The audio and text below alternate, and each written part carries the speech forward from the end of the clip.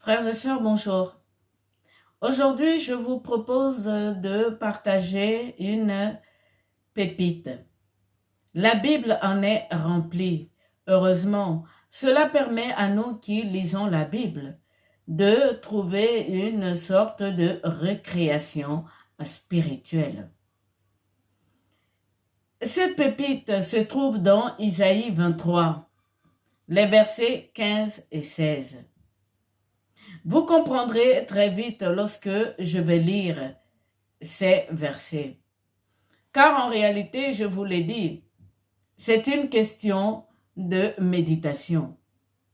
Dieu est bon, Dieu est généreux et sa Bible est vraiment remplie de pépites. Alors donc, allons-y tout de suite dans notre pépite. C'est dans Isaïe 23, les versets 15 et 16. Il est dit ceci.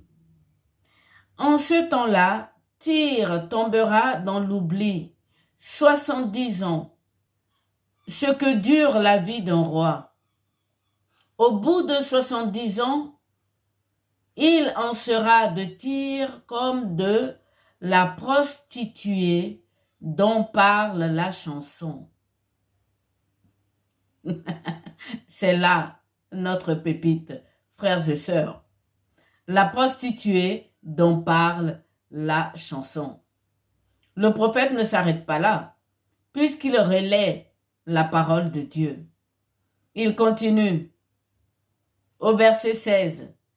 Prends la harpe, parcours la ville, prostituée qu'on oublie. Joue bien, répète tes chants pour qu'on se souvienne de toi. Ces chansons, frères et sœurs, c'est une chanson qu'on dirait aujourd'hui mondaine, c'est-à-dire une chanson du monde. Il ne s'agit pas de cantique à Dieu, encore moins de louanges, comme nous connaissons aujourd'hui. Dieu écoute bien les chansons. Il écoute tous les chants. Pour ne pas dire toute parole qui sort de la bouche des humains. Dieu est parole. Quelle parole nous pouvons dire que Dieu n'entend pas? C'est lui qui a fait nos oreilles et notre bouche. Il l'a dit à Moïse. Cela faisant, quelle parole, quelle chanson Dieu n'écouterait pas? Mais le plus étonnant encore, c'est qu'il a même retenu un refrain de cette chanson. Je reprends avec vous. C'est le verset 16. Il dit ceci. Prends la harpe, parcours la ville, prostituée qu'on oublie. Joue bien, répète tes chants pour qu'on se souvienne de toi. Cette parole, nous la trouvons dans la prophétie contre Tyr. La ville de Tyr, frères et sœurs, était déjà occupée. Et elle a été, lors de la division, remise donc à la tribu d'Asser. Mais c'était une ville qui était très guerrière. Et donc cette prophétie de Dieu contre cette ville, il a pris les paroles d'un chant païen. Il a pris les paroles d'un chant mondain. Oui, frères et sœurs. Les pasteurs conseillent à leurs fidèles de ne pas écouter les chansons païennes, les chansons dites mondaines, et que ces chansons sont remplies de beaucoup d'esprits méchants ou d'esprits impurs. Ce sont leurs termes. Parce que moi, je ne dirais pas esprit méchant ni esprit impur. Je dirais plutôt des souffles. Puisque ce qui sort de la bouche, c'est des souffles. Donc, pourquoi est-ce que nous n'écouterons pas les chansons mondaines? Rien de ce qui vient de l'extérieur ne rend l'homme impur. C'est ce qui vient du cœur. Je ne cesse de le dire. Donc, écouter une chanson mondaine ne peut pas changer le cœur de quelqu'un. Quel que soit ce que cette chanson dit. En l'occurrence, Dieu écoute tout. Dieu est parole. Quelle parole sortirait de notre bouche que Dieu n'entendrait pas? Lorsqu'il est dit donc dans la parole que nous serons jugés par notre parole, la plupart des chrétiens pensent que c'est uniquement la parole des évangélistes. Non, c'est de tout le monde, tout chrétien, et même les non-chrétiens. Nous serons jugés par toute parole qui sort de notre bouche. Et donc, rentrons donc dans notre récréation. Après donc cette petite introduction, oui, Dieu écoute toutes les chansons. Au ciel, il y a des cantiques. Il y a des louanges. On chante pour la gloire de Dieu. Il semblerait que cette chanson dont parle Dieu ici, on parle d'une prostituée. Quelle est la prostituée la plus célèbre de la Bible? N'est-ce pas Rahab? N'a-t-elle pas accueilli chez elle lorsque Josué entrait dans l'actuel Israël, 2 espions qu'ils ont envoyés chez elle, et cela a non seulement sauvé sa vie et celle de toute sa famille, mais en plus Rahab est rentrée dans la lignée de notre Seigneur Jésus-Christ.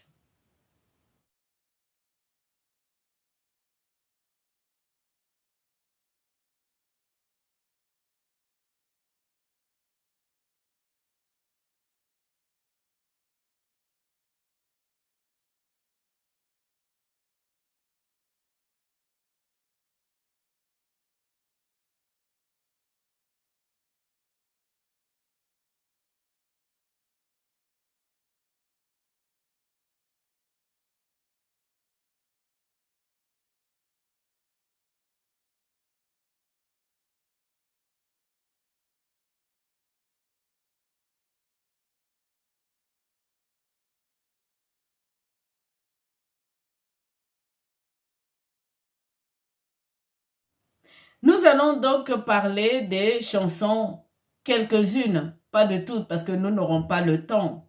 Et moi, je ne connais pas tous les chants mondains. Mais nous allons prendre comme ça, moi j'ai pris quelques chants et nous allons voir par rapport à ces paroles, quelle prophétie Dieu pourrait en tirer. Ça peut être intéressant, vous pouvez le faire chez vous. Lorsque vous entendez, je ne sais pas moi, n'importe quelle chanson, puisque Dieu prend les chansons mondaines pour en tirer des prophéties. Voilà ce que veut dire cette pépite de ce jour. Moi, je vous ai pris donc Milord. C'est la chanson d'Edith Piaf. C'est vraiment intéressant.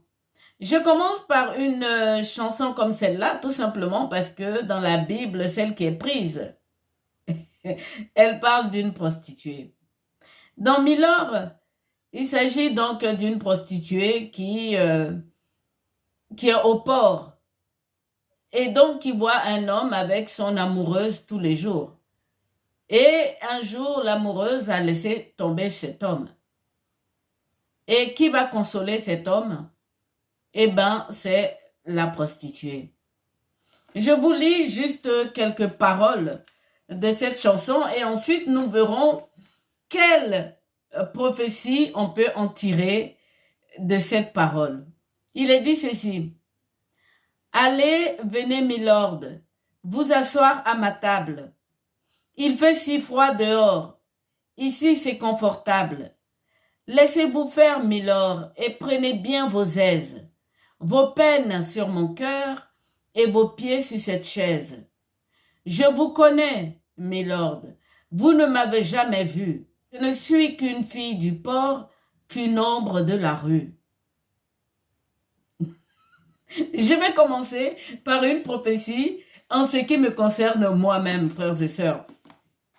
Je pourrais bien vous dire, à vous qui m'écoutez et que je tente d'évangéliser, pour vous, je suis une fille du port, une ombre de la rue. Je passe mon temps à vous appeler à la foi.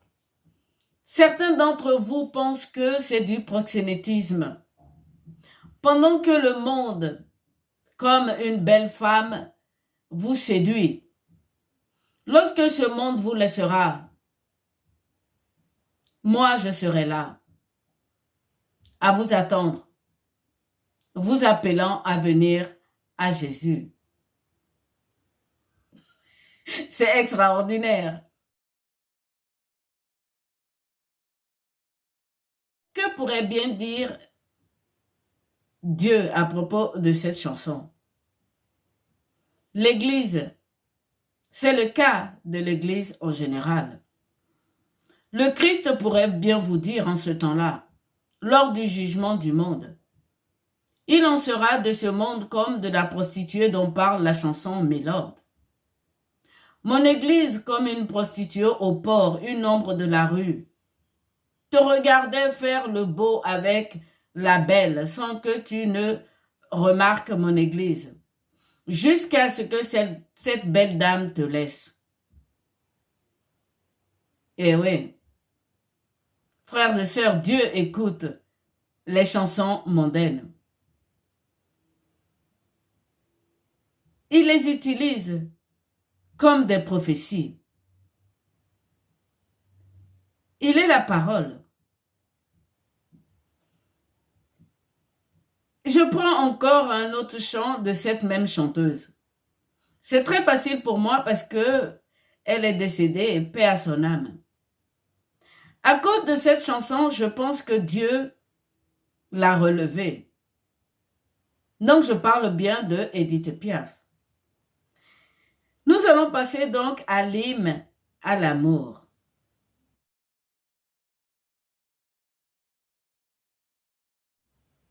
C'est une magnifique chanson. Il est dit ceci. Le ciel bleu sur nous peut s'effondrer et la terre peut bien s'écrouler. Peu m'importe si tu m'aimes, je me fous du monde entier. Et plus loin, elle dit, je renierai ma patrie, je renierai mes amis si tu me le demandais.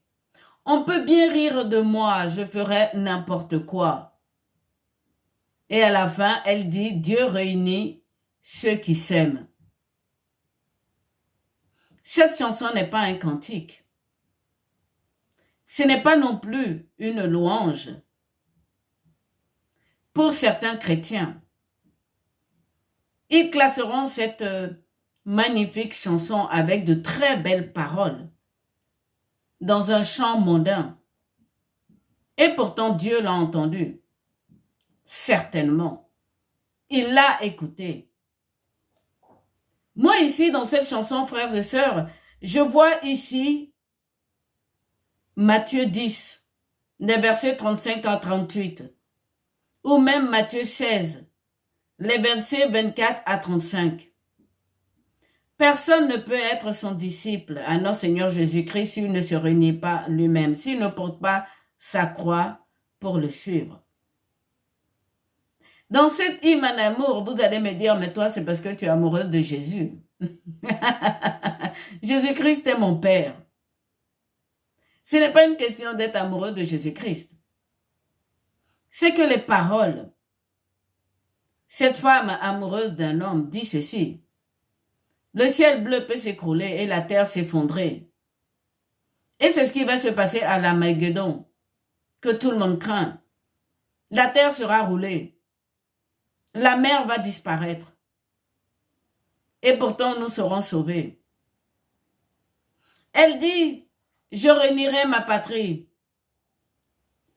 Je réunirai mes amis. N'est-ce pas ce que le Seigneur demande pour être son disciple? frères et sœurs, Dieu écoute les chansons mondaines. Qu'est-ce que Dieu pourrait dire lorsqu'il verrait Edith Piaf au ciel? Il lui dira, certainement cette chanson était très belle. Or, vous me direz, ce n'est pas elle qui l'a écrit, je sais. Mais elle l'a chanté magnifiquement. Et si elle n'était pas d'accord avec cette chanson, elle ne l'aurait pas chantée. Et peut-être même qu'elle a réécrit quelques paroles, quelques phrases de cette chanson. Elle en a dû faire un arrangement. Rien que le ton de sa voix. Et oui, prouve qu'elle croyait à cette chanson ou aux paroles qu'elle disait. Cette hymne à l'amour, ça peut être également attribué à Israël. L'amour de Dieu pour Israël. Dieu a vraiment aimé Israël.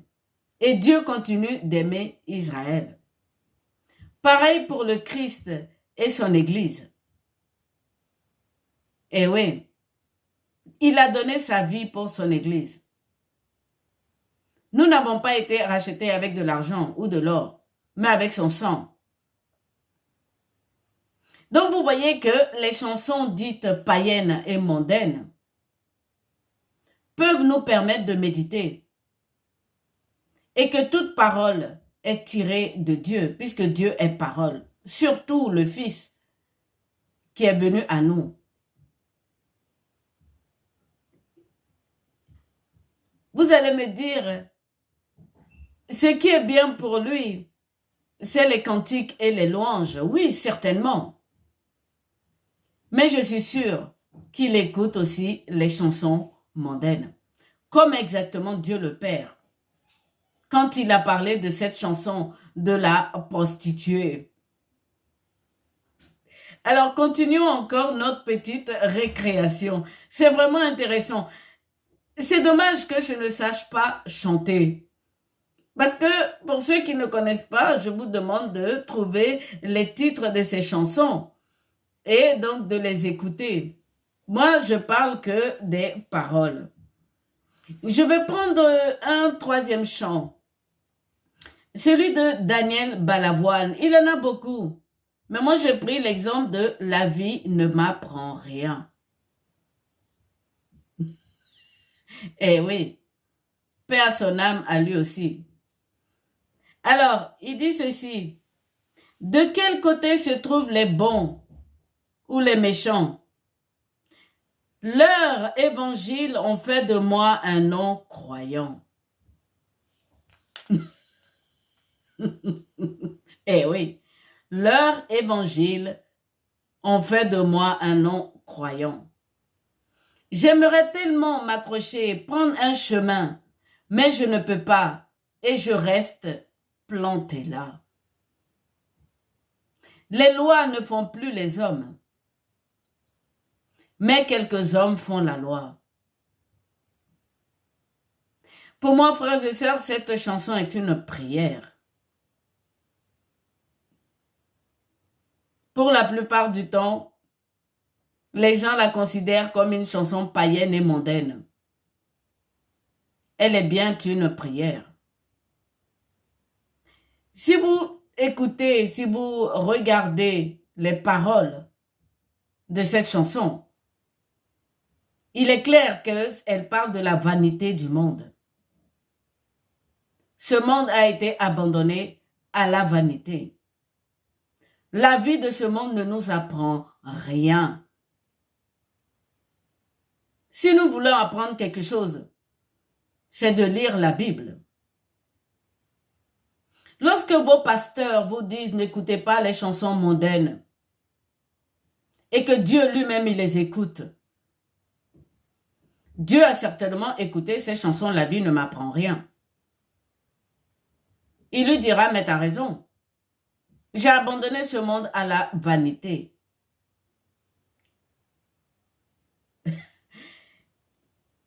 Alors, qu'est-ce qu'il dirait comme d'une prophétie. Là, ça s'adresserait vraiment aux évangélistes. Il leur dira ceci. Vous avez entendu ce chant? La vie ne m'apprend rien. C'est ce que vous avez fait de mon évangile. Vous avez pris mon évangile pour faire vos lois et vos traditions, comme les pharisiens et les docteurs de la loi. Vous avez été des aveugles qui accompagnent d'autres aveugles. Eh oui, seul le cœur de l'homme le gouverne. Ni les souffles impurs, ni méchants ne peuvent rendre un homme impur à plus forte raison une chanson.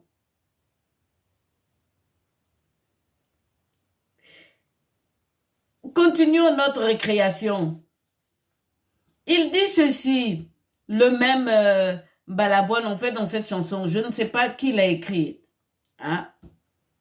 L'argent n'endort pas la tête. Eh oui. Il dit, les gens pensent que l'argent endort ma tête. L'argent n'endort pas la tête. Et il ne suffit pas d'être pauvre pour être honnête. Eh oui.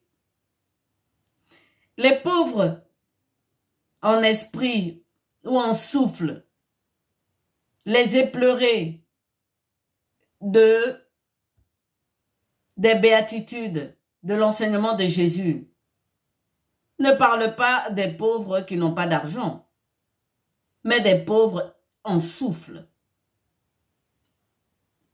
Et ceux qui sont éplorés de justice. On peut être très riche et ne pas avoir de justice.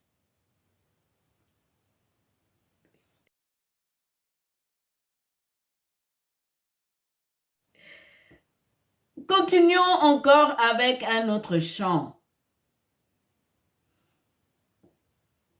que les pasteurs pourraient dire que c'est une chanson encore païenne.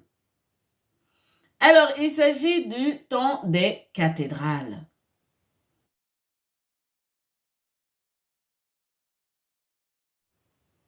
Le temps des cathédrales est une chanson tirée d'une comédie musicale qui a eu plus ou moins de succès. Je dirais même qu'il y a eu beaucoup de succès. Voyons les paroles. Il est dit ceci. Il est venu le temps des cathédrales. Le monde est entré dans un nouveau millénaire. L'homme a voulu monter vers les étoiles, écrire son histoire dans le verre ou dans la pierre. Alors, quand on voit cathédrale ici, la plupart des personnes qui m'écoutent vont penser aux églises catholiques surtout. Ce n'est pas le cas. Même si cette comédie musicale étant faite en France a utilisé des cathédrales. Je peux vous dire que les églises évangéliques aujourd'hui ont des cathédrales. Même s'ils ne sont pas construits en hauteur, ils sont construits en largeur et avec beaucoup de bruit. Ce sont des cathédrales. Et oui. Ensuite, nous avons des grandes tours. Chaque nation a une grande tour. Je l'ai déjà fait dans une vidéo. Chaque nation a sa grande tour. Chaque nation a sa cathédrale mondaine. Les tours de Nimrod. Donc le temps des cathédrales ici, ça ne parle pas uniquement de l'Église catholique. Je continue. Il dit ceci, le refrain suivant. Il est foutu le temps des cathédrales. La foule des barbares est aux portes de la ville. Laissez entrer tous ces païens, ces vandales. La fin du monde est prévue pour l'an 2000. N'est-ce pas une chanson prophétique, ça? Eh oui. Les tours des nations qui sont plus hautes que les cathédrales aujourd'hui, frères et sœurs. N'est-ce pas des vandales qui sont là-dedans? Des païens. Et surtout ces grandes églises qui font des shows incroyables. Je ne suis pas en train de juger, hein. Nous sommes dans une récréation spirituelle. On se détend un peu après de longues études sur donc la résurrection et la Trinité, que je n'ai même pas encore fini de traiter. Frères et sœurs, que dira Dieu en écoutant les paroles de cette chanson? Je reprends. Il est dit ceci. Il est venu le temps des cathédrales. Le monde est entré dans un nouveau millénaire. L'homme a voulu monter vers les étoiles, écrire son histoire dans le verre ou la pierre. Il est foutu le temps des cathédrales. La foule des barbares est aux portes de la ville. Laissez entrer ces païens, ces vandales. La fin du monde est prévue pour l'an 2000. Le Seigneur dira, écoutez, qu'il en soit ainsi. Vous avez entendu cette chanson, Le temps des cathédrales, votre comédie musicale. Laissez entrer dans mes églises les barbares et les païens. Vous voulez monter vers les étoiles. Vous voulez écrire votre histoire dans le verre et dans la pierre. Je vous ai donné mon fils, son sang. Voilà où moi j'écris votre histoire. Donc laissez rentrer tous les païens et tous ces vandales dans mes églises. C'est pour eux que j'ai répandu aussi mon sang. La méditation pourrait aller très loin. Tout simplement parce que dans Matthieu 22, les versets 9 à 10, ou dans Luc 14, les versets 21 à 24, le Seigneur, quand il va arriver pour les noces, il ne trouvera personne. Ces cathédrales, ces églises seront vides. Et donc, il sera obligé d'envoyer ses serviteurs aller chercher dans les rues les boiteux, les extropiés, les pauvres, les gens de la rue, pour remplir sa salle de noces. Eh oui, on peut très bien écouter les chansons païennes, les chansons mondaines. Dieu lui-même les écoute. Il entend très bien ces paroles. Elles sortent de la bouche des humains. Et les petits enfants les chantent.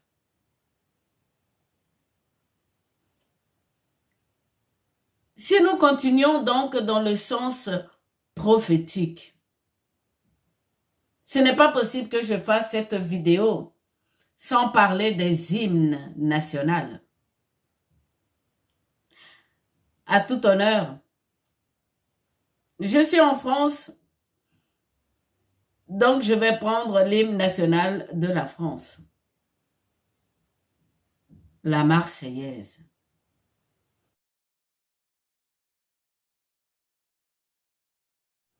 Frères et sœurs, allons enfants de la patrie, le jour de gloire est arrivé. Contre nous de la tyrannie, l'étendard sanglant est levé. Entendez-vous dans les campagnes mugir ces féroces soldats? Ils viennent jusque dans vos bras égorger vos fils, vos compagnes. Aux armes, citoyens, formez vos bataillons, marchons, marchons, qu'un sang impur abreuve nos sillons. J'ai regardé tous les couplets. Je trouve les paroles de l'hymne national française, franchement, un peu dures. Imaginez Dieu lisant des paroles comme je l'ai lues. Eh oui, je les ai lues, je les ai regardées, je viens de lire. Et c'est Dieu qui a fait mes yeux et qui a fait ma bouche. Donc, si les hymnes nationaux sont des prophéties pour les nations, l'hymne national française est vraiment très dur. Eh oui. Si Dieu dit, mais regardez vous-même ce que vous avez écrit sur votre nation. Eh oui. Lorsque dans Ézéchiel, le Seigneur a dit d'aller dans la vallée des morts, relever les morts qui étaient entassés, il l'a dit à Ézéchiel. C'est ce qu'ils disaient sur eux-mêmes, les fils d'Israël. Et cette hymne nationale française, frères et sœurs, c'est ce qu'elle dit sur la nation française. J'ai pris le dernier couplet qu'on n'entend pas très souvent. Il y en a 7. Il est dit ceci. Nous entrerons dans la carrière quand nos aînés n'y seront plus. Nous y trouverons leur poussière et la trace de leur vertu. Bien moins jaloux de leur survivre que de partager leur cercueil. Nous aurons le sublime orgueil de les venger ou de les suivre.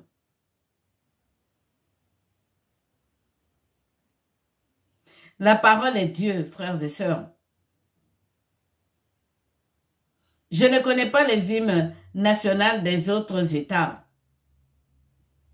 mais je suis en France.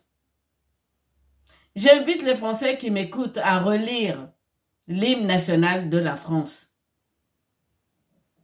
et de faire une prophétie, puisque la parole considère les chansons comme prophétiques. Alors, comme il s'agit donc d'une hymne nationale, frères et sœurs, je vais essayer de chanter. Je ne suis pas une très bonne chanteuse, mais pour l'hymne national, pour la France, je le ferai. Allons, enfants de la patrie, le jour de gloire est arrivé. Contre nous de la tyrannie, l'étendard sanglant est levé.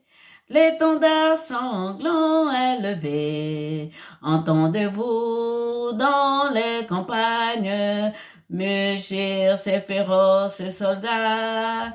Ils viennent jusque dans vos bras, égorger vos fils, vos compagnes. Aux armes, citoyens, formez vos bataillons. Marchons, marchons, qu'un sang impur abreuve nos sillons.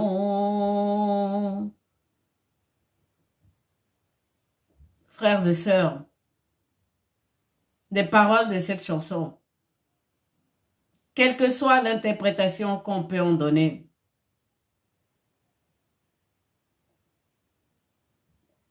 elle reste assez dure.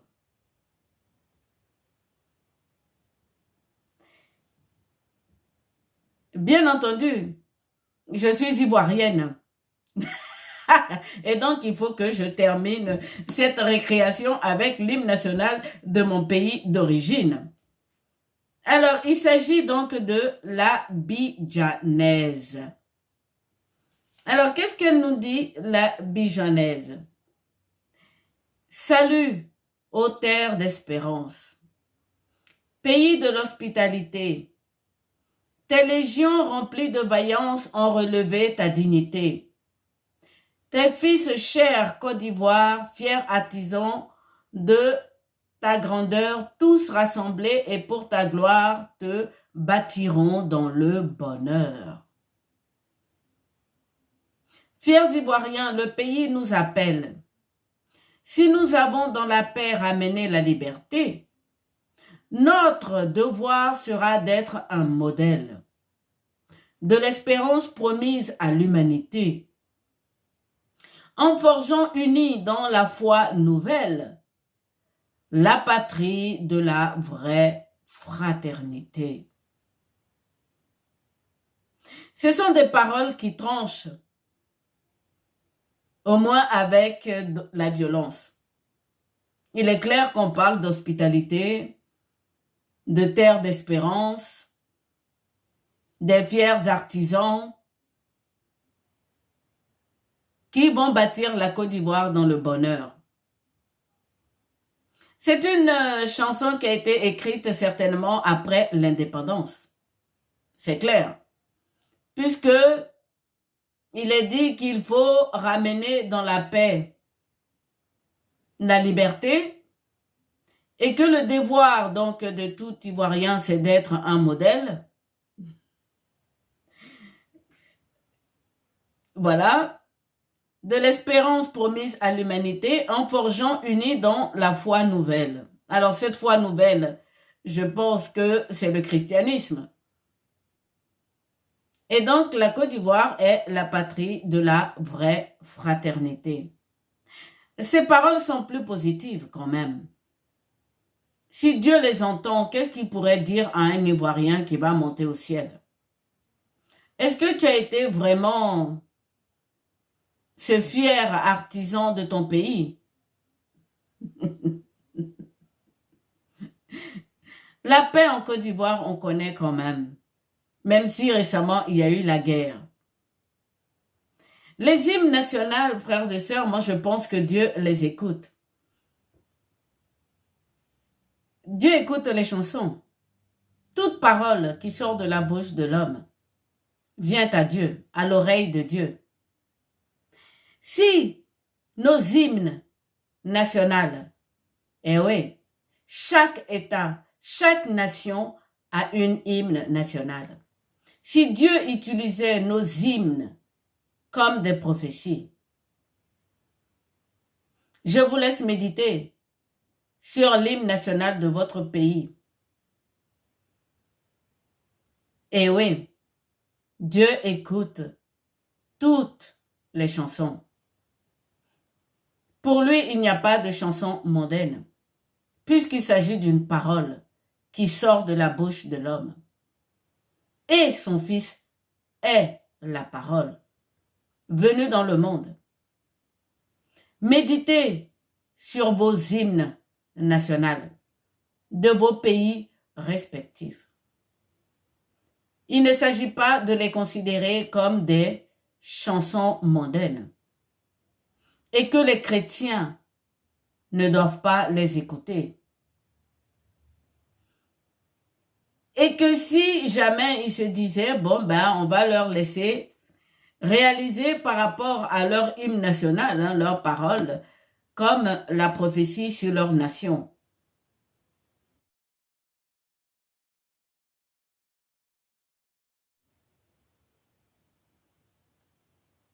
Voilà ce que je veux dire.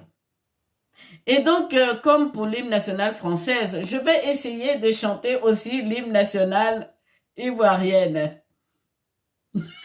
Je l'ai chanté tout le temps à l'école, alors donc, je devrais pouvoir m'en sortir.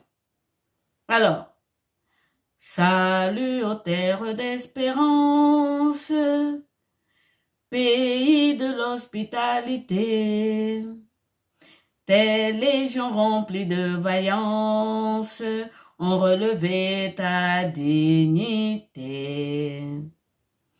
Tes fils chers Côte d'Ivoire, fiers artisans de ta grandeur, tous rassemblés et pour ta gloire, te bâtiront dans le bonheur. Fiers Ivoiriens, le pays nous appelle. Si nous avons dans la paix ramené la liberté, notre devoir sera d'être un modèle de l'espérance promise à l'humanité en forgeant unis dans la foi nouvelle. La patrie de la vraie fraternité. Voilà donc, je sais que je suis pas une bonne chanteuse, mais pour cette récréation spirituelle, j'avais envie de partager avec vous cette petite pépite. Dieu écoute toutes les paroles qui sortent de la bouche de l'homme. La parole est esprit. La parole qui est dans la Bible est esprit et vie. Notre Dieu est avec nous dans notre vie.